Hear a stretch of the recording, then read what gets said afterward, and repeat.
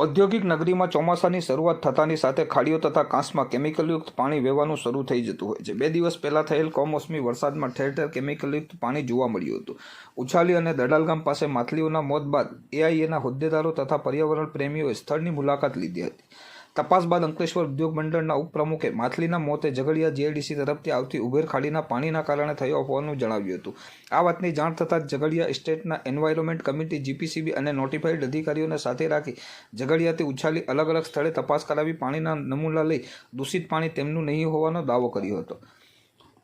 અંકલેશ્વર ઔદ્યોગિક વસાહતના સી પમ્પિંગમાંથી આવતું હોવાનું કહેવાતું હતું, પરંતુ આજે ઝઘડિયા તરફથી આવતી ઉભેર ખાડીમાંથી પ્રદૂષિત પાણી આવતું દેખાઈ રહ્યું છે। હજારો માછલાઓના મોત થયા છે। આવી ઘટનાઓમાં અંકલેશ્વરને નિશાન નહીં બનાવવા અને યોગ્ય તપાસ કરવામાં આવે તે જરૂરી છે, તેમ મીડિયા સાથે વાત કરતા એઆઈએના મંત્રી હરેશ પટેલે જણાવ્યું હતું।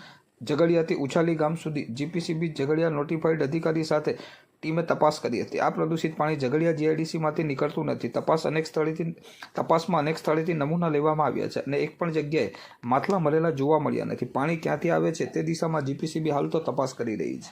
આજ રોજ અમરાવતી નદીમાં જે માછલા મરવાનો જે બનાવ બનેલ છે, વારંવાર અંકલેશ્વરના સી પમ્પિંગ સ્ટેશન ઓવરફ્લો થવાને કારણે માછલા મરે છે એવું વારંવાર કહેવાતું હતું, પણ આજે ઝઘડિયા તરફથી આવતી કુબેર ખાડીમાં બહુ કન્ટામિનેટેડ પાણી દેખાઈ પણ રહ્યું છે અને હજારોની સંખ્યા માછલા મરેલા છે અહીંયા દેખાય પણ છે।